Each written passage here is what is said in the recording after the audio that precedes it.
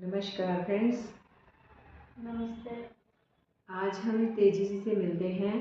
तेजी जी से पूछते हैं कि उनको क्या दिक्कत थी और उन्होंने क्या क्या ट्रीटमेंट लिया था, हमारे पास कैसे आए, तो उनको कैसे रिलीफ मिला।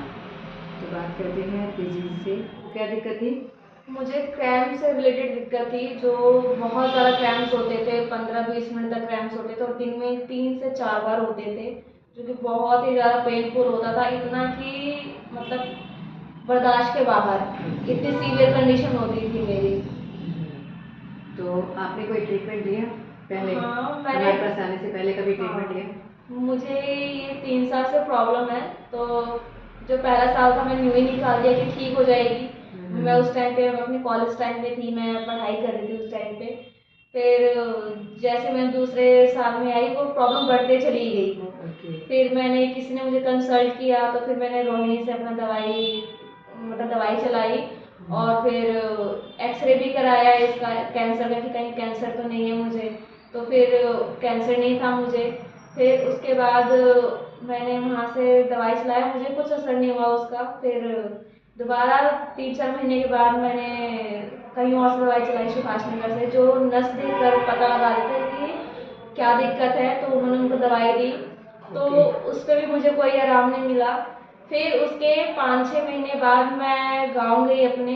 फिर वहाँ पे जो नहीं करना चाहिए था मैंने वो सब कुछ किया ठीक होने के लिए। मैं वहाँ फिर ठीक नहीं हुई।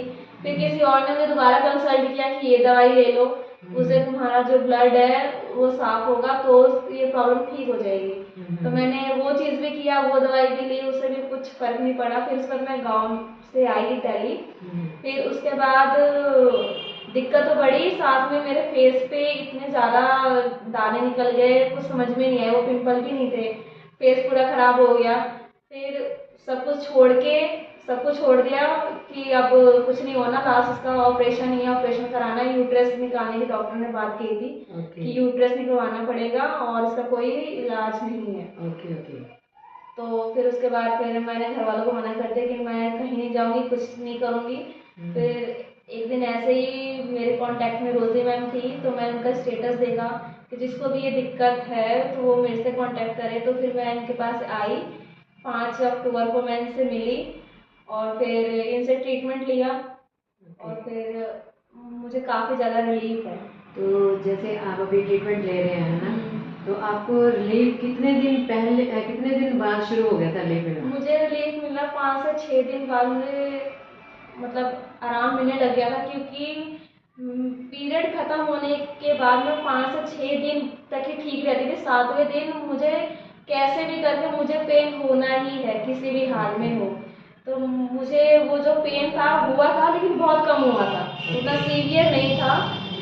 तो वो उसका रिजल्ट दिखना मुझे शुरू हो गया। और फिर उसके बाद जो मुझे जो 2 हफ्ते तक मुझे क्रैम्प्स रहते थे जब तक पीरियड ना आ जाए, तो वो मुझे इस मंथ उतना नहीं हुआ है, 1 से 2 बार ही हुआ है। वो भी ज़्यादा सीवियर नहीं था, मतलब सहने लायक था।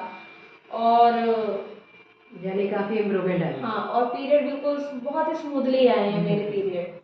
अभी इनका ट्रीटमेंट चल रहा है, ये 3 मंथ तक तो कंटिन्यू ट्रीटमेंट चलेगा। उसके बाद जो इनका ट्रीटमेंट है, मतलब कि थोड़ा उसमें जो हम मेडिसिन वगैरह दे रहे हैं उसमें कम हो जाएगी मेडिसिन उनकी। और तेजी जी, आप मैसेज देना चाहेंगी? हाँ, मैं सभी गर्ल्स को यही मैसेज देना चाहूँगी कि अगर आप लोगों को जो भी प्रॉब्लम है, लेडीज़ प्रॉब्लम जो होती है, पीसीओएस हो गया, पीसीओडी, आज के टाइम पे यही सारी चीज़ें चल रही हैं, तो प्लीज़ इनसे कांटेक्ट करें और अपना ट्रीटमेंट कराएं। और जो हमारा जो रूटीन है उसमें बहुत सारे चेंजेस आने लगे हैं। जो हमारा लाइफस्टाइल है, जो भी हम बाहर की चीज़ें खाते हैं उसको अवॉइड करें। यही मेरा मैसेज है सभी लड़कियों से। और दूसरा ये कि जो भी हम सैनिटरी यूज़ करते हैं उससे भी हमको काफ़ी ज़्यादा प्रॉब्लम होती है जी।